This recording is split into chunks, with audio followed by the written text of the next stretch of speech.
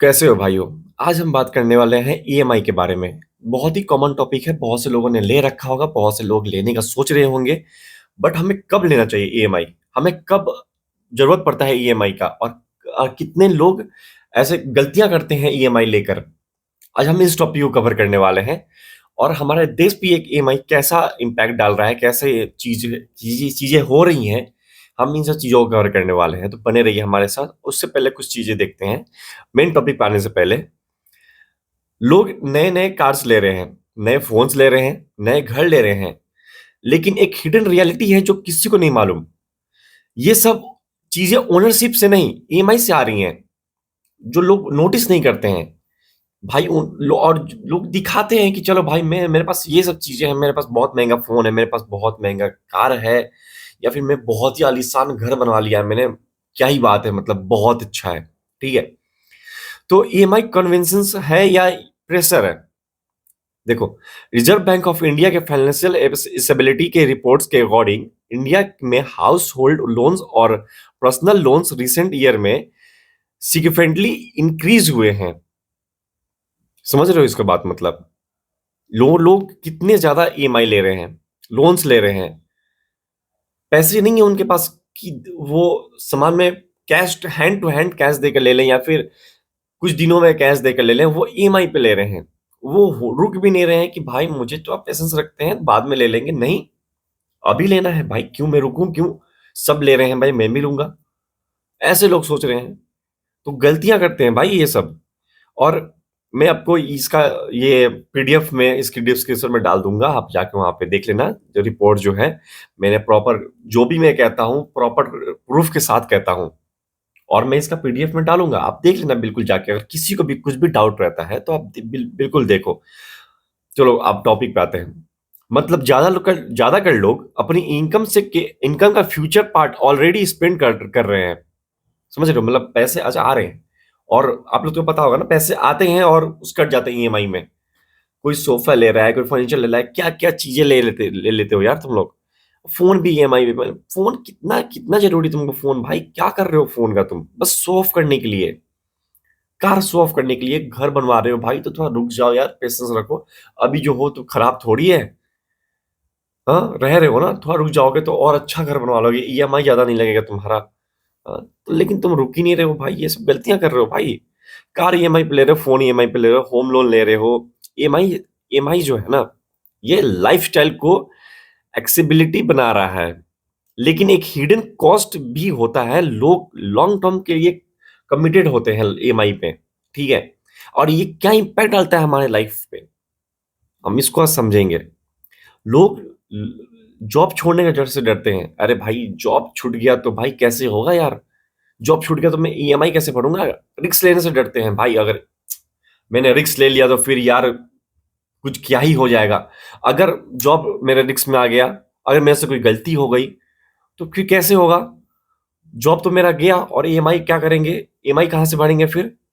लोग इसकी वजह से डरते हैं, करियर का कोई सेफ डिसीजन लेने से डरते हैं कि भाई अगर मैं स्विच करना चाहता हूँ इस जॉब को छोड़ के दूसरे जॉब पे, तो तो लोग डरते हैं कि भाई अगर मैं वहां पे मुझे सक्सेस नहीं मिल पाया, मुझे पैसे नहीं मिल पाए बढ़िया से, मैं बढ़िया पैसे नहीं बना पाया, मैं ईएमआई कहाँ से भरूंगा, मैं ये खाना पीना कैसे खाऊंगा, मैं जो बेसिक चीज नीड है हमारी लाइफ की, बेसिक नीड।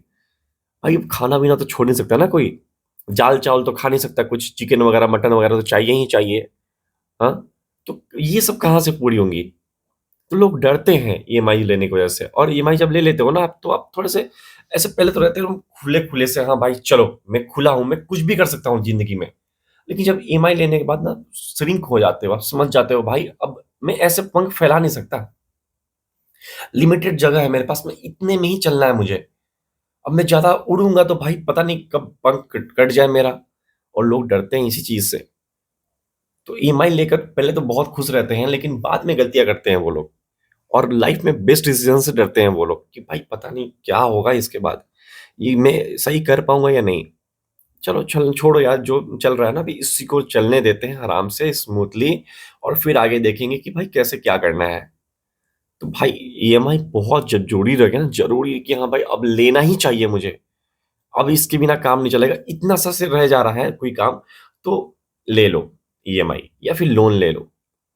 लेकिन इन सब छोटी-छोटी चीज़ों के लिए फ़ोन, कार, घर के लिए छोटे चीज़ों के लिए यार इंटीरियर कराना है तो इसका पैसा ले लो। हाँ? तो भाई क्या यार इन सब चीज़ों के लिए ईएमआई मत लो भाई। ज़रूरी नहीं है ईएमआई की तुम लोगे ही तो ही घर चलेगा। वैसे ईएमआई गलत भी नहीं है। ईएमआई ने मिलियंस लोगों को होम होम ओनरशिप दिया है, अपना घर दिया है। लेकिन वो बकलोली नहीं करना है कि भाई ले लिए और बहुत ज़्यादा आलीशान बना दिए। ऐसा छोटे-मोटे घर के लिए ठीक है। वो मत समझना कि भाई बहुत बड़ा घर बना दिया है। भाई तुम घिस जाएगा तुम्हारा पिछवाड़ा भाई ईएमआई देते-देते। तुम्हारे बच्चे फिर देंगे ईएमआई। क्यों तुम तो ज़िंदगी जी लिए, पता नहीं कल को तुम मर गए तो क्या करोगे भाई घर का? हाँ? कुछ हो गया तुम्हें तो। तो ऐसा छोटे-छोटे घरों के लिए ऐसा मत समझना कि बहुत बड़े घर के लिए ईएमआई लोगों ने लिया हुआ है, ओनरशिप रख लिया है। इकोनॉमिक ग्रोथ सपोर्ट मिला है हमारे देश को। और प्रॉब्लम ईएमआई नहीं है, प्रॉब्लम अवेयरनेस की है। जब ईएमआई लोग फ्रीडम के लिए यूज होता है तो वो एक टूल है कि हाँ भाई चलो एक सही चीज है जो ईएमआई अब अपने फ्रीडम के लिए यूज कर रही है या फिर कुछ ऐसी चीजों के लिए जो हाँ ये सही है, लेना चाहिए मुझे ईएमआई, तो सही लगता है। लेकिन ईएमआई जब अपने जरूरत के लिए लेते हैं लोग, पर्सनल नीड के लिए, जैसा कि मैंने कहा फ़ोन, कार वगैरह के लिए, घर के इंटीरियर के लिए या फिर कुछ पेंट वगैरह कराने के लिए, मुझे पेंट पुराना हो गया, पैसे नहीं है तो थोड़ा-सा ईएमआई ले लेते हैं, थोड़ा लोन ले लेते हैं। उन सब वो सब चीज़ें गलती हैं। फिर लोग वो ट्रैप में फँस जाते हैं एक कि भाई ईएमआई भरते रहते हैं। फिर वो एक रैट रेस की तरह दौड़ते रहते हैं भाई और कुछ नहीं। इंडिया ग्रो कर रहा है, सब जानते हैं भाई इंडिया आगे बढ़ रहा है, हमारा इनकम ग्रोथ पे है। लेकिन सवाल ये है, क्या हम एसेट्स बिल्ड कर रहे हैं या सिर्फ एक एक ट्रैप में फंसे हुए हैं? हमारा हमको ये समझने की ज़रूरत है कि हमारे लिए बेटर ऑप्शन क्या है? हम क्या सही से कर सकते हैं? अगर ईएमआई लेना ही है तो भाई सही चीज़ों के लिए लो। तो ईएमआई कभी भी लेना होगा तो सोचना कि भाई अगर तुम ले ही रहे हो तो कुछ बेनिफिशियल हो, तुम उसको मंथ टू मंथ में खत्म कर दो।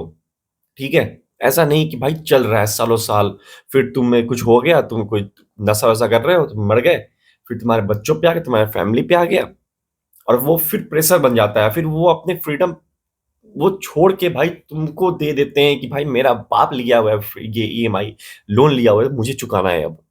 कितने लोगों की ज़िंदगी खराब होती है, तुम्हें मालूम ही नहीं है इससे।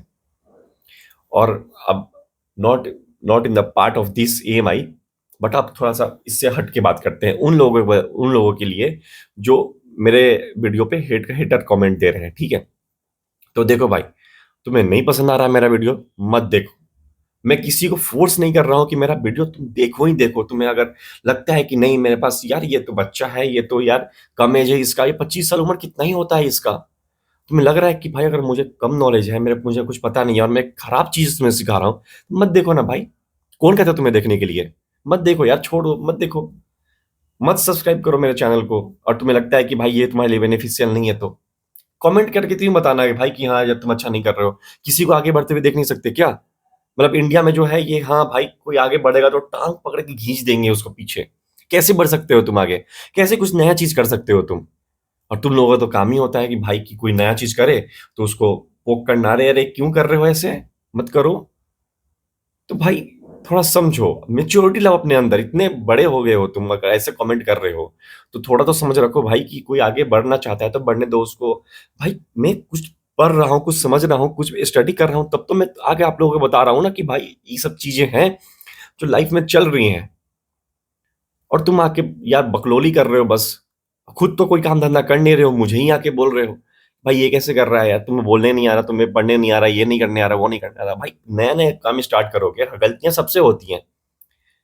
पर ऐसा नहीं है कि आपको दिख रहा है तो मुझे नहीं दिख रहा है, मुझे भी दिख रहा है, मैं चीज़ों पे काम कर रहा हूँ। बताने की ज़रूरत नहीं है। वैसे मुझे अच्छा लगता है कि आप लोग बताते हो मेरी गलतियों को लेके, लेकिन ऐसी चीज़ें बताना कि भाई कि डाउनफॉल दिखाना मुझे, वो चीज़ सही नहीं है। तो समझ लाओ थोड़ा-सा, समझ अपने अंदर अपनी बुद्धि को थोड़ा विकसित करो, ठीक है? और that's all for the day, see you in the next one.